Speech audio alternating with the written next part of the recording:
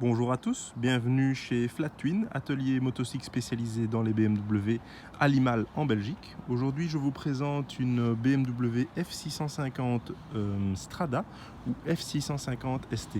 Donc il y avait deux séries, la ST donc, qui était plutôt routière, donc avec une roue avant en 18 pouces, et alors il y avait la GS, F650 GS, qui elle était en 19 pouces et avec un carénage légèrement différent. Alors pourquoi je vous présente cette moto là? Esthétiquement c'est vrai, elle n'a pas de grand mérite, c'est je dirais un style un petit peu fade, mais bon, dans les années 90 je dirais il n'y avait pas nécessairement de très très belles motos en off-road. Je vous la présente parce que c'est un changement pour BMW. Donc il faut savoir que dans les années 90 BMW terminait sa série Boxer, série 2, série 5, 6 et 7 aussi, et donc ça leur a permis et obligé de se relancer vers un nouveau secteur parce qu'il y avait énormément de concurrence en 650. Il y avait la DR 650 de chez Suzuki, la NX 650 aussi, et donc ils ont dû partir d'une page blanche et ils sont assez bien partis.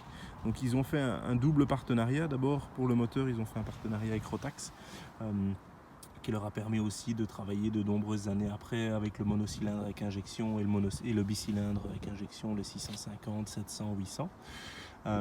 Et ici, double partenariat parce qu'ils ont aussi travaillé avec Aprilia et la Pegaso, donc qui est un petit peu la petite sœur ou la grande sœur, parce que la Pegaso avait une culasse 5 soupapes, tandis que celle-ci n'a qu'une culasse 4 soupapes, mais beaucoup de parties je dirais fabriquées en Italie. Donc tout ce qui est compteur viennent de chez Veglia, les jantes, l'échappement, une partie du cadre a été fait en Italie. Donc c'est un petit peu une moto italienne sur les bords, et donc c'est ça aussi qui apporte sa spécificité, c'est que c'était un des premiers partenariats que BMW faisait avec une autre marque et aussi avec un moteur qui n'était pas nécessairement 100% de chez eux, puisque la 1100 GS n'arrivait qu'en 95 et celles-ci sont sorties en 94-95 aussi.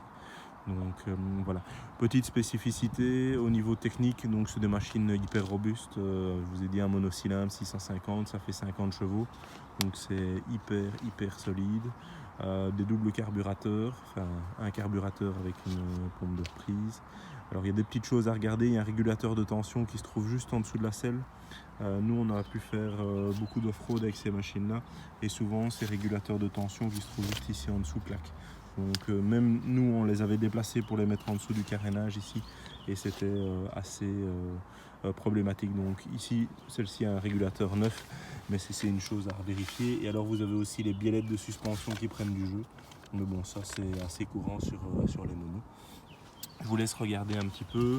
Vous avez un ordinateur de bord, enfin, on ne peut pas appeler ça un ordinateur de bord, mais un contour, je dirais, assez complet avec une horloge. Vous avez bien sûr toujours un choke. Et alors, comme beaucoup dans les japonaises, de l'huile dans le cadre. Donc, voilà.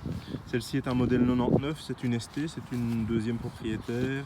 Elle a à peu près 13 800 km certifiés, et on va l'annoncer à 1750. C'est aussi pour ça que ce sont des bonnes affaires, c'est parce que c'est des machines qui ne sont pas fort connues et qui ne demandent pas énormément de budget pour rouler.